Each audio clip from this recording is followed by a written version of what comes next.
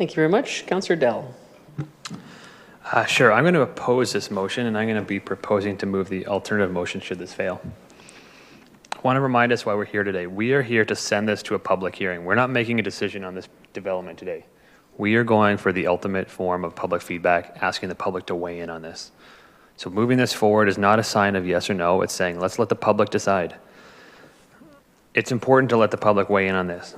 We have already listened to them once. They said, make it shorter. We sent it back. The developer did. I can't even remember, a year of feedback. Changed the development to listen to the public. So I want to see what they have to say about it now that we have, the proponent has in some ways incorporated the public feedback. Public wanted a daycare. The daycare's in there. Public wanted coffee shop, cafe. It's in there. Public wanted it shorter. It's been made shorter. Public wanted drastically improved public amenities. They're there. The feedback on this is actually quite positive in my sense. Generally, when people don't provide feedback, it means they're supportive. 95 out of 1,057 responded. That's 9% opposed.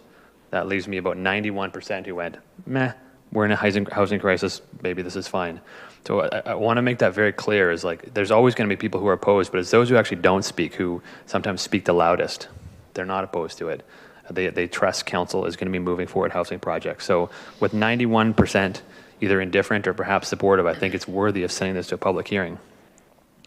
I've heard a bit of comments about policies.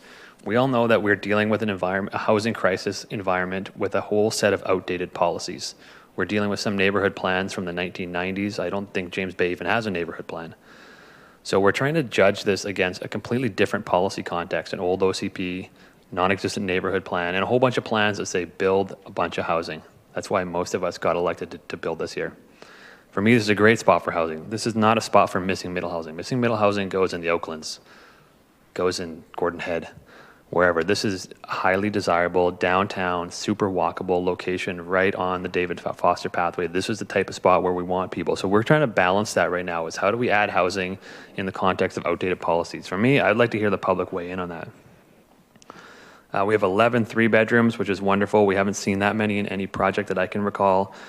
Our housing reserve is starting to get tapped. We're supporting a lot of affordable housing. This is increased from 460 to 700,000. 700,000 for our housing reserve is a lot of money.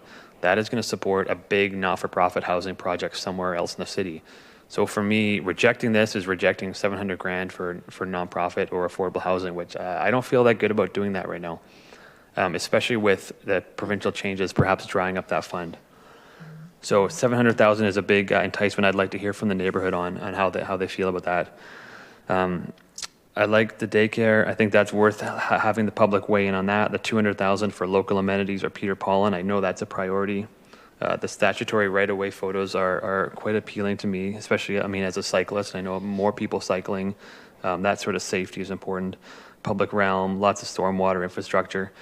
So all in all, I think this project is worth going forward to a public hearing and letting the public weigh in on a relatively complex project that brings a lot of amenities, a lot of housing, but clearly a little bit out of line with some outdated policies. But I think that's worthy of letting the public weigh in on this time. And I think rejecting this from going to a public hearing is just a disservice to the transparency and democracy at this stage. So I will be opposing this, and I'll be supporting the alternative motion should we get there.